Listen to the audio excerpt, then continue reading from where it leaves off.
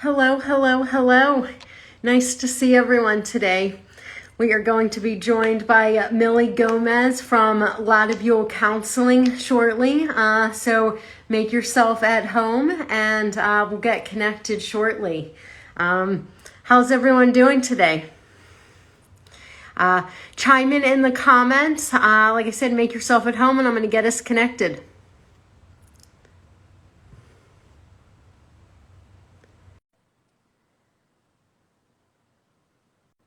Excellent. Thank you all for joining. Hello. Hello. Hi. I'm going to see if I can connect us with Dresden. We'll get going. Thank you, everyone, for joining us this Tuesday. I hope everyone's having a nice day. Hello, hello, hello. I am Lauren with Me Too Many Voices, and this is Me Too Many Voices and Friends. Today, I am honored to be joined by Mily Gomez from Latibule Counseling. If you're not following her on Instagram, please do. She is seriously one of my favorite accounts. I told her this the other day, but every post she makes is like I want to like more than once. Mily is a trauma therapist and highly trained in all the latest trauma-informed interventions. She uses a holistic approach, blending together nervous system education, breathwork, neuroscience, mindfulness, talk therapy, and somatic awareness to help individuals find what works best for them. We're also joined by Dresden. Thank you for providing access for us today. Hi, Mily. How are you? Hi, I'm doing good. I'm excited to be here. As I told you, I don't do lives very often, but I enjoy them. So I would look forward to this. No, I'm super, super excited. And we are going to be talking about trauma. Unfortunately, some of us know symptoms of trauma. We live them all too well, but trauma education and understanding trauma in the brain, trauma responses, it's so important. Let's start. What is trauma? What does that mean? It's hard to just have for it, right? There's so many different definitions, and I always come down to it really comes to the individual and what is traumatic for the person. If you and I come in the room and experience something, witness the same event and be impacted by it so differently. So that is so important to understand that just because it doesn't affect me or it didn't affect me, it doesn't mean that it wasn't traumatic. It could have been very traumatic for someone else. So it is on an individual basis on what is traumatic for that. One thing that I do believe in often that it really comes down to a dysregulated nervous system after the event. And that's what really points to us. So there's the body got somewhere in it, and that trauma response that we have as a survival response. And now we have to help it complete that cycle and find safety again because we lost ourselves. So we have to be able to find it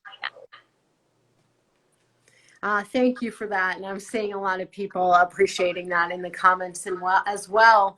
What else can you tell us about trauma? Trauma, like I said, it's such a big spectrum of things.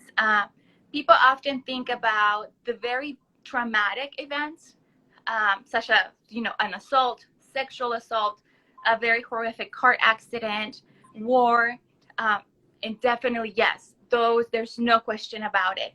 But then we have, you could say where our body is not under threat. Someone, undressing us with their eyes. And that could be absolutely very traumatic. And it also depends on our age. That's another very important factor. When we experienced the event, how old we were, what tools we had, and the support. Those things are very, very important. Having support, being able to go to someone and feel safe again in the middle of the chaos really makes a difference. And I know that for many people who have experienced trauma, shame prevents us from going and seeking that help, going and talking to someone. But it's such an important part for that healing, just to be able to share space. Not because you're going to go and share your story with the details, but just having someone that is there with you and says, whatever you need, I'm here. Whatever that is, I'm here. You know, I'll sit next to you. I'll hug you. I'll cry with you. Just having that makes such a difference. It really does. Absolutely. Thank you for that. And people wrote shame and fear. Absolutely. And they tie in shame and fear so closely. They're so closely linked, and to trauma. And that's why this work is so important to do it so slowly. I know that many times when people seek help, they're ready. They took them time to decide who they wanted to see, find someone that they felt safe with, and now they're ready. And I get that a lot. I get a lot of my clients where, Mily, let's go 100 miles an hour. And I'm like, we're going to go so slow that you might get frustrated. But we need to do that, right? When we have to be able to really understand what we're trying to process. And many times it's a very slow process, but just because it's slow doesn't mean that you won't see any changes or you won't see changes quickly. But the process seems very slow. And that's another thing that I often like to tell people, because they want to go in full force. And I often put the brake and I say, we're going to take this very slowly. I appreciate that so much as someone who has unfortunately had a lot of experiences with therapists or clinicians, almost like forcing you to tell details of your trauma before you're ready, or trying to like force that relationship without the foundation of safety. But as we know, you need that foundation of safety for you to be able to safely process and unpack the trauma. And that when you don't, there's, the like continuing to re-traumatize. And so it's so nice to hear you say that. I wish that all therapists were trauma educated and understood that. And that's something else that is so important, that I wish we all understood this part, but sad to say, it is not something that gets taught in schools. I don't know. I was in school 15 years ago. Maybe that changed, but for what I hear, it's still not something that is taught. And you might get one class on trauma, but a lot of the training comes after you graduate. So people do have this assumption that most of us have this training or that we have this knowledge, and they go to someone who doesn't have it. And that's where, people say therapy doesn't work. Like it didn't work for me. It made it worse. And it's usually because of that. There was no sense of safety. There wasn't a good foundation to start building up on that. And yes, it absolutely is not going to work if that doesn't happen. Someone referenced, I'm not too familiar with this book, but the first section in the Courage to Heal workbook is on safety. It all comes back to feeling safe. I told you I was going to mention Judith Herman. I thought it was going to be later in the live, but she talks about the three stages of trauma recovery being safety, and then like mourning, grievance and mourning, and then reconnection. So safety, always the first foundation. Yeah, every time we have to be able to create that safety, and it takes time, right? Again, when even it's a felt safety, we might know it in our minds, like, I know you're safe, I know you've been there for me, I care about you, but my body still feels a little bit protective. It's still not letting go. I still feel a lot of tension. So we have to be able to listen to what the body's saying as well. So both work together, right? We have to be able to see, okay, what is in our mind, but what is our body telling us as well. And we have to find safety that is felt, that our body truly feels that, before we proceed to anything that might be difficult to process. Yeah, and I hear you say that, trauma is in the body. I think that would be a great segue to talking about, you know, where do we store trauma in the body? Like, how does it manifest? Trauma responses, after trauma symptoms. And again, also just noting that, not everybody who goes through a traumatic event goes on to have, symptoms of trauma or prolonged symptoms of trauma or post-traumatic stress. But speaking more to that and just, yeah. Yes, and that's very important. I'm going to start working a lot more with people who had a recent traumatic event. Usually when I see them, it's been months, years, and it's a completely different way of working with a population uh, who just experienced something traumatic. Because our body will go through a normal process, and it's normal to go through it, to have all these feelings right after the event, to be hyper aware of my surroundings, to be scanning, to not be able to want to be around people, to isolate. Our sleep is going to change, our eating patterns are going to change, and all that, you could say, is our body trying to process all this. It's when it's been a while and this continues, it's when we say, okay, this had a long lasting impact, and now we have to figure out what we need to do to help that person process. But our bodies go through a lot, and anything that we develop, any self-protective mechanism, right? I might get defensive and I might just be like, what, Mily, you're moody all the time. But that's, I'm trying to defend myself. My fight response is on, and now that's how I'm coping around, everyone. Or I might shut down and I become very quiet and isolated and withdraw, and that's how I'm trying to cope, but to self-protect. So we have all these different applications. And that's something else that I speak to people a lot, that our personality, or what we call personality, or what we come to know as our personality, a lot of times they're adaptations to that happen to us. So I think at some point we thought that this is my personality and I was born with this and I cannot change it. But, a few things, yeah, they're part of our DNA and that's how we come, but a whole lot, it comes from our experiences. And we can learn new things and unlearn them. Absolutely, especially our childhood experiences. Yes. And that's another important aspect.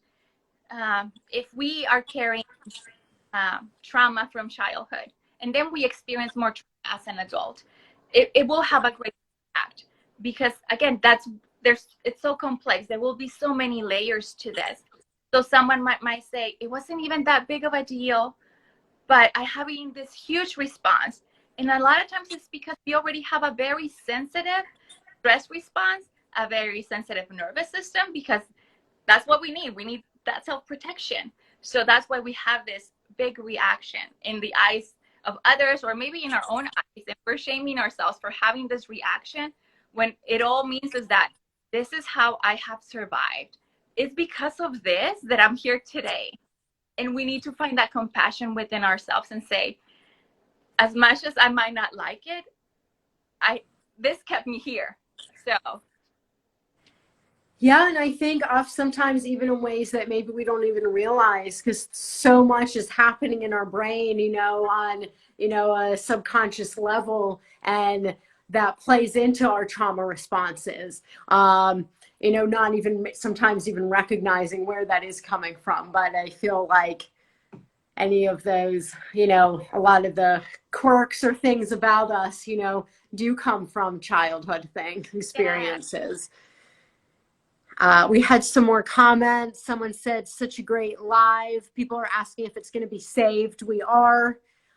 Someone said they're finally starting to feel okay. I'm so glad to hear that. Someone wrote, and sometimes our survival mechanism is what keeps us trapped. yes, Isn't that the truth?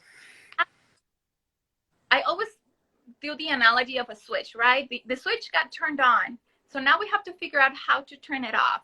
And we don't want to turn it off permanently because we need that survival response. We just need to know when do we have access to it, because we have it on all the time. Then we have people who are always tired. Imagine being at that high level of hyper awareness of everything around you. You will always feel tired. And then a lot of the symptoms start making sense. It's like, oh, that makes sense now. So we have to find a way to, how do we turn that off? And, like I said, there's so many modalities, and we have to figure out what works for us. And that's another thing, right? You might try something and it might not work for you. It might have worked for someone and then you feel defeated. It didn't work for me. But each person is different. Every nervous system is different. Your experience is different. So it's about it. Sadly, it'll take a couple tries to figure out what works for you. I can tell you, even for personal experience, you would think that, oh, Mily doesn't have a hard time finding a therapist. It's so hard finding the right therapist that works for you.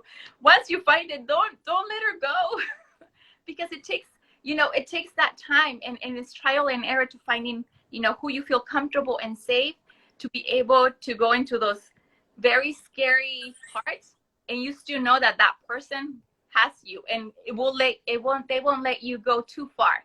And that's the part with the trust, where it's like, I know you want to go there, but let's not go too fast.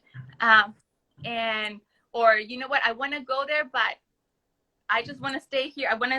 I use a lot of imagery, like, we'll just stand here for a bit, and I'm standing right there next to you, and we're just gonna stay and just kind of realize what's happening in this moment. So we really have to be paying attention. Again, the mind and the body work together, and you have to find that safety with that other person that you are. And sometimes therapy is wonderful, but there's so many other ways also to do part of this work. So if you cannot go to therapy, don't get discouraged. If you cannot find the right therapist, there's things that you can do on your own to help you. We are a great option, but it's not the only option.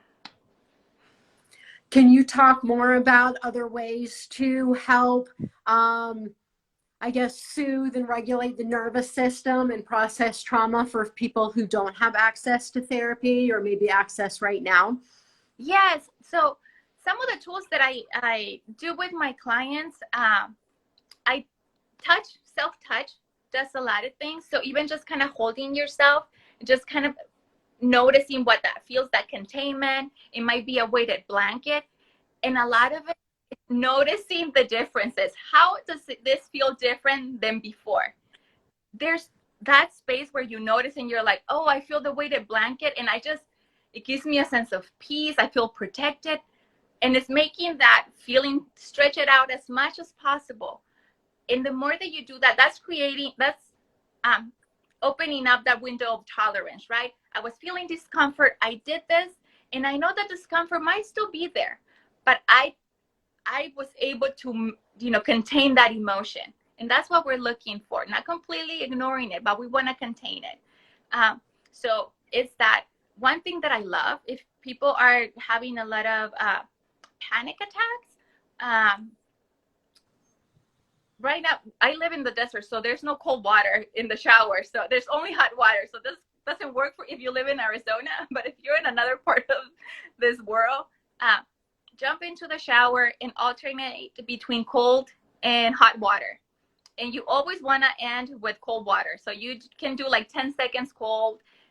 Your body will try to adjust to the body temperature, and that's a readjustment of your nervous system. So that is a great quick tool to try to do that. I have clients that have nightmares, and they get up in the middle of the night and they do that, and it really helps them to try to manage that. And again, it's about working with the nervous system. Cold water, drinking cold water, splashing cold water on your face, all those. It really is about, again, the body.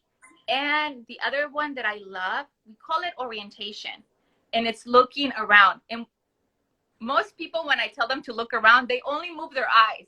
They're looking around with their eyes, and I tell them, you need to, I want you to move your neck. I want you to really turn around and look at your surroundings, and do it with curiosity. I want you to look for something that stands out for you. Not because when we do it about what is around me and what should I be watching for. No, I want you to kind of change the script and do it as what is around me that just kind of stands out. Is it a color, a texture, a picture? That helps your nervous system so much as well. And if we do it throughout our day, don't just do it when you feel overwhelmed. Do it throughout your day. Just take some moment and just kind of look around and just recognize where you are, what's around you, what stands out, and that's going to help you regulate you throughout the day. So that's another thing that I use a lot for myself and for my clients. I even have them do a timer on their phone, and every hour that timer goes off so they can do that. That's great. That's great. Especially because the more that you can, because when we're in distress, we don't necessarily remember our toolkit. So the more we can practice and remind the brain and, kind of rewire it, create those new patterns, that the new, firing in neurons. Hey, you have this tool. The more when you are in distress, it'll be that much, a little bit easier for your brain to recall. Yes. And, obviously, we talked about others, right? If you have someone that you can call and just hearing their voice, if you don't have to say, you know what, I'm struggling today or I'm going through this, just kind of like, hey, I was just checking up on you and hearing your voice. My husband does that all the time. He might be at work and he does FaceTime. He's like, I just needed to see your face. And that's what it is. Something stressful happen. And he's like, I need something that brings me back. And I'm like, okay, so I'll just talk about random stuff. But it's that, right? The face-to-face, that facial recognition of like, I'm here with you. I see you, and trying to help one another. We co-regulate, right? Even if we're on a screen, we're still co-regulating. And something that I have 2 dogs in my house, and I didn't believe this co-regulation. My dogs know when my client is struggling, and they'll come to the screen and jump and be like, what's going on? And they're not present, but obviously my nervous system is being impacted and they pick it up and they're like, what's going on? So we are more connected than we think we are. Yeah. And even to that point, like, I have a dog who's my best friend, she's not a therapy dog, but I feel like I co-regulate with her. You mentioned the weighted blanket, like laying under the weighted blanket and my dog scooching in next to me. That's one of my best, like just co-regulating, feeling her next to me, feeling the weighted blanket. People wrote in, let's see, EMDR, yoga, absolutely. Yes, all modalities are very, very helpful. Internal family systems. It really depends on, what you're looking for. Attachment work, inner child. Again, it's really what works for you. But there's so many tools out there. It's just trying to figure out what you want to try. EMDR is one of the popular ones. You hear it a lot because it's been around for a while. There's a lot of research. And it's a wonderful people who don't know what that is, do you mind talking quickly about what EMDR is? I mean, it doesn't have to be quickly, but just sharing what that is. So EMDR, for eye movement, desensitization, and reprocessing. I personally use a little machine that has 2 tappers. You hold one in each hand and then they vibrate. So what that does, some people use music, other people use a light that you follow with your eyes. Some people use their hand and that's what you follow. But what it does is that it helps the brain integrate a memory. When you go through something traumatic, your brain doesn't have the time to file it out, right? You're in danger. So kind of imagine like if something gets broken and you're trying to run, you're not going to go back and try to pick up the pieces and then continue running. You're just going to leave it behind. That's what it has. The memory doesn't get put back together. So there's so many pieces that are floating. And EMDR helps put back that memory so we can file it. And it can be taken out if you want to recall it. And it's not coming out at random moments because you get triggered by seeing something, smelling something, a sensation, the sight of someone. So that's what it does. And it allows you to reprocess that memory and find your sense of safety again. And it's a very powerful tool. And again, you just have to be careful because it's powerful. sometimes therapists tend to go a little bit too fast, and that's why people are like, it was too much for me. And I hear that a lot. So again, it's just about taking your time and doing it very slowly, depending on, you know, what you want to do. I have clients that are new and they're like, I want to do EMDR. And I'm like, we can work towards that, but it's not like I'm going to meet you today and the next time we're going to try and do it. It's a process. So don't get discouraged if you go and you seek someone and you're not doing EMDR on your second session. I have clients that take me months to get there. And that's okay. You know, that's what we need to do. Absolutely. Absolutely. And I see a couple of comments coming in, and yes, thank you for folks who added this, that sometimes yoga or even breath work, especially for trauma survivors, can actually feel really unsafe. So again, it is about what works for you. And if it makes you feel more unsafe while doing it, that might not be that tool that you put in the toolbox. You know, safety first. Mily was talking earlier about you know, working with her clients and having them kind of compare before and after. And if it's something that, I mean, none of this feels great. Processing trauma, it's, you know, progress isn't like, I mean, it's great, but it doesn't feel great. But if it doesn't feel safe and is causing more anxiety or just, you know, I'm not a therapist, but I do, you know, peer support with survivors, and we do a lot of grounding work, and I'll ask them to say, kind of judge where they're at from 0 to 10 beforehand and then 0 to 10 after. Again, kind of getting in that habit of, is this tool working, you know? And it's always helpful to remind yourself that there are things that can work. Even if you're at a 9 and it takes you to an 8.5, you know, there's a little bit less distress, and you can keep working your way down till you're at a more regulated nervous system. Yes, and that is so important, because sometimes the changes are so small that people miss them and they're like, it didn't work. I didn't see a difference. But it could be so small. So it's so important to just kind of take that time to notice, is it there less tension? You know, is there less heaviness? I'm not saying that heaviness is going to completely be gone, but just noticing those small changes we'll start opening that door to find that self-regulation. Yes, and thank you to our translator. I can't stop staring. And thank you all for being here and joining us. You know, what questions do you have? Any questions you have about trauma, you know, drop them in the comments. I know Mily and I will do our best to answer them. Mily's the expert here, but.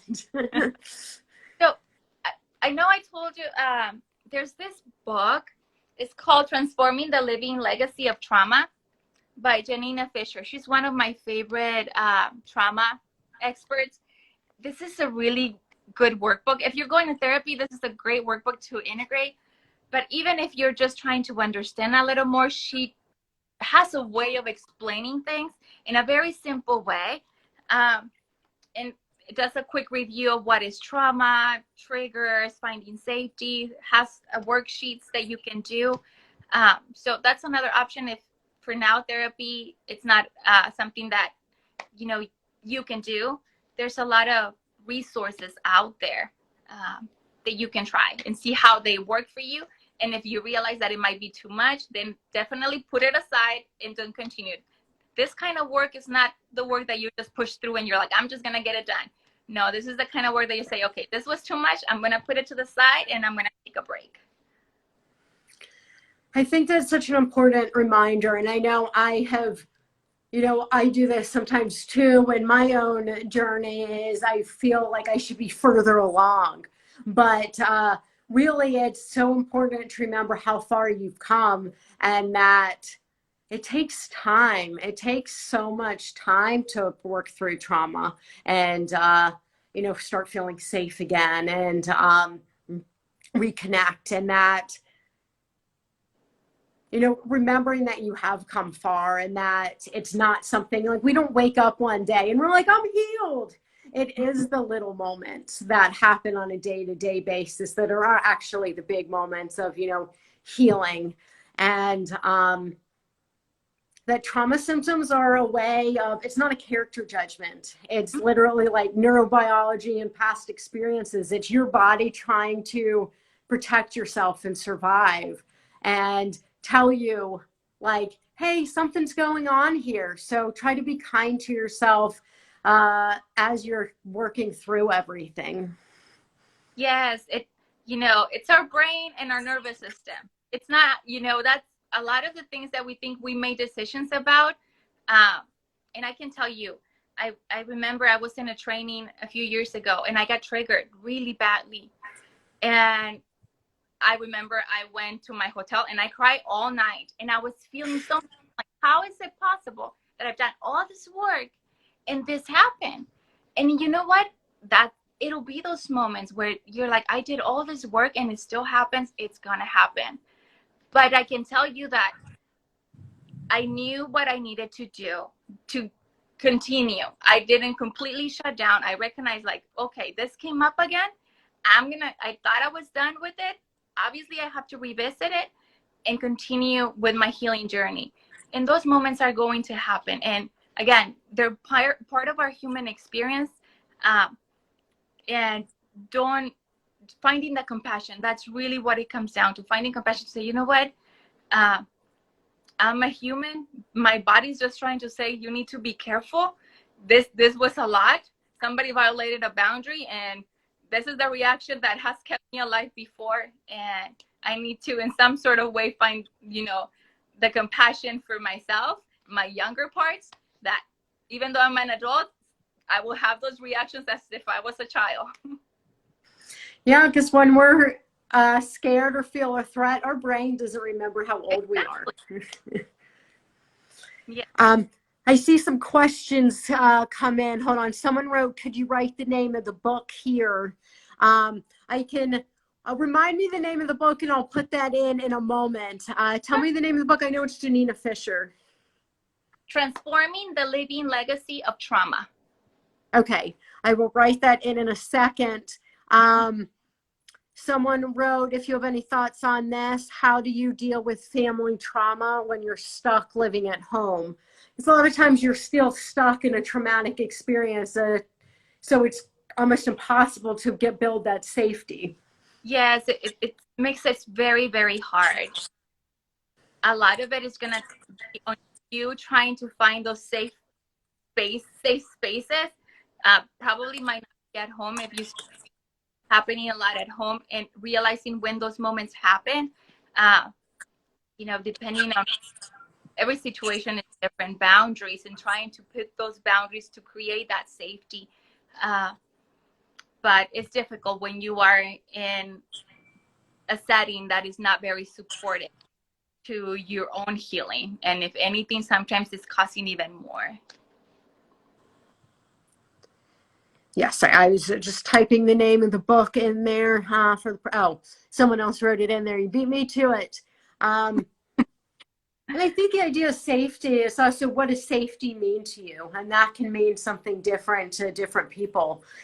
So thinking more about that. And once you have that idea of maybe what that safety looks like for you, ways to try to find that. You know what? I think the more that you add your senses, like what does safety smell like, feel like a texture, taste, if it's chocolate, whatever that is for you, it's just trying to figure out, because then you will be a lot easier to access that, right? And being able to bring a little bit of safety into, a place where you might have feel triggered.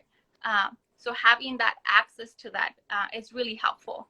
So don't just think about just in a room or, at the beach. That's where I feel safe, because a lot of times people, that's what they think. And it's wonderful if you can, take yourself to that situation. But like I said, safety might be you eating a specific food that you like, or drinking something, smelling something, touching something. You find the definition for you and what that is for you. I love that. Someone asked, how do you feel about hypnotherapy for trauma survivors? I'm actually certified in hypnosis. It's not something that I think I'm still trying to believe how much the big impact I try it with my clients, here and there, I'm always amazed about the results. And many times people think that they'll do hypnosis to retrieve old memories or to remember things, and that is not how I use it. I know in some people that's what they do. I do it more to create resources, to try to find safety, to work with the triggers, to build more attachment. So that's how I use that. And like I said, I found really good outcomes using it.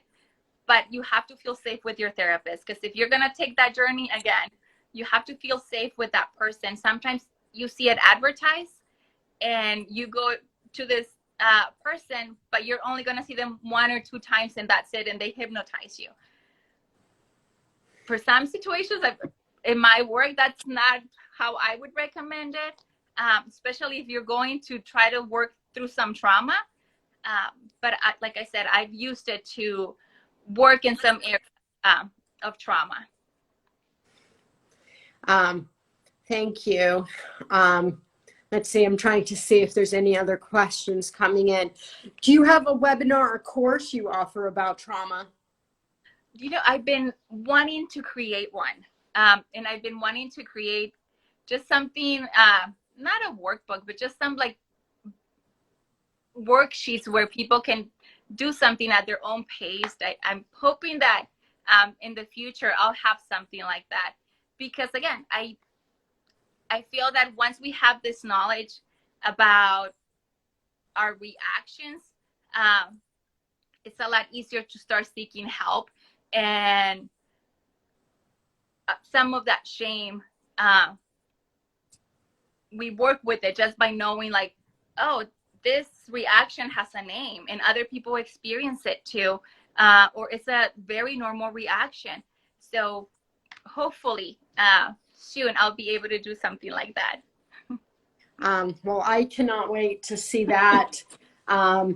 I'm also myself working on trying to do more like Zoom events, working on kind of a like basic level of like trauma education, like trauma in the brain. So look out for more information about that as well. This has been such a great conversation. I have really enjoyed this, and I feel like I've learned so much from you, Mily. Oh, thank you for inviting me. This has been a pleasure. And thank you for everyone that joined us today. And thank you to our translator as well. Yes.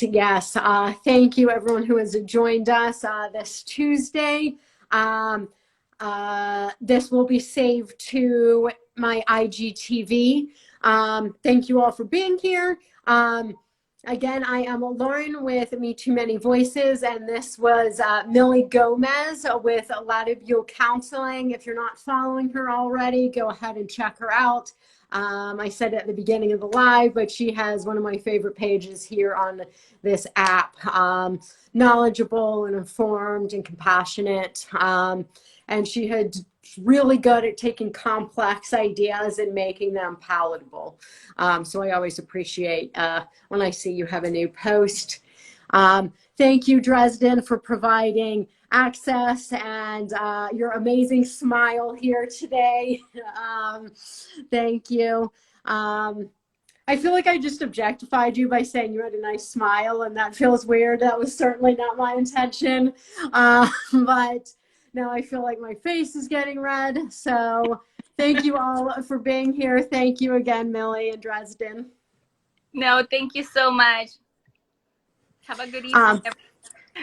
You too. And in case this stirred things up or you're looking for some other resources, I do have a slide of some helplines.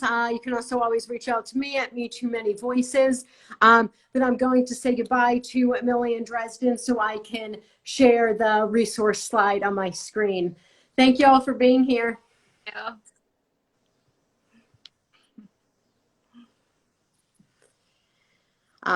Excellent. If you guys don't mind exiting out so I can share the slide.